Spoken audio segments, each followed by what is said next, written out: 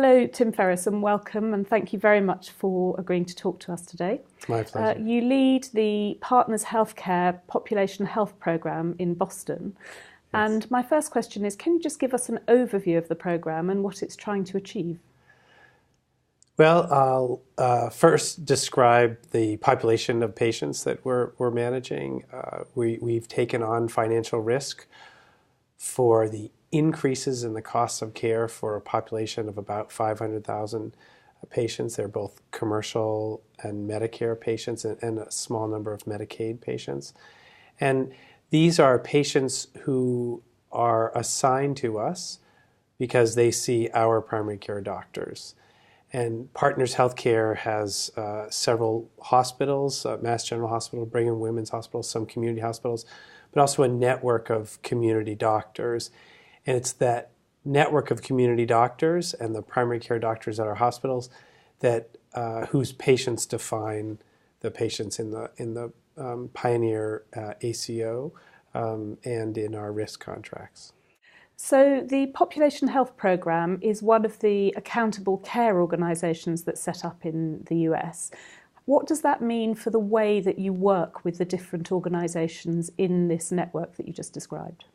Well, it's really quite a profound change. Actually, we all of the business that we conducted across what we call the continuum of care, so primary care, acute care, and post-acute care, home care.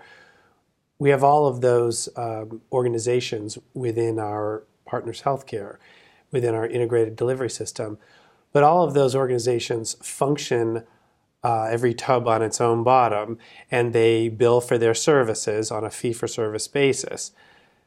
What we're doing now in the ACO, the Accountable Care Organization, is we've signed contracts where financial risk for the total costs of care across the whole system. And that really changes the way the pieces of the system work together. I would say the pieces of the system don't have much incentive to work together in a fee-for-service system, but now that we're collectively responsible for costs of care for a defined population, we have to start working together in a much more coordinated way in order to deliver the services in an efficient way to keep the costs of care down. So I'd say that's the main change. Okay.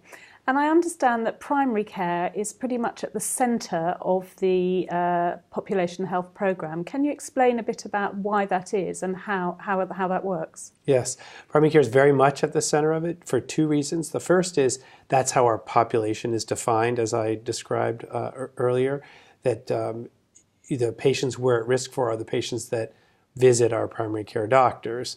And the second reason is that the primary care really is the lower cost, more efficient way to deliver high quality services, except that in the United States we've sort of starved primary care, and primary care has been in I would say disarray because it's been relatively underfunded. And so what's happening as a result of all these Pioneer ACO contracts, our resources are flowing to primary care to enable them to see more patients, to be open longer hours so that patients don't have to go to the emergency room, to provide them with the kind of help to get all the paperwork done that they need in order to spend more time actually taking care of patients. So those two are the principal angles through which primary care has become quite central to the Pioneer ACO movement. Okay. And are you in a position yet to understand some of the outcomes that these changes are delivering? So we do have some outcomes. First of all, I would say prior to the Pioneer ACO, we'd been a national demonstration project, and that used care coordinators assigned to high-risk patients. And that program, using a prospective cohort of comparison, found that we decreased hospitalizations for Medicare beneficiaries by 20% and saved 4% costs of care once those costs were spread across the entire population at risk. We've built on that program, and now that program has become a centerpiece of how we deliver primary care for all of our patients. And so in the first year of our Pioneer ACO, which was 2012, we in fact had lower cost growth than the nation as a whole for Medicare. Okay.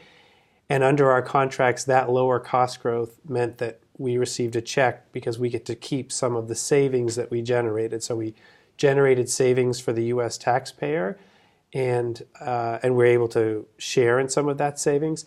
And I would also say it's very important to point out that we weren't stinting on care in order to get those savings, that in fact we did very well on the 39 measures of quality that are part of this. But probably more important than the 39 measures of quality is that we had a lower mortality rate in our Pioneer ACO, which of course that's sort of the holy grail of medical care, right? So better care at a lower cost. Okay, that sounds very impressive.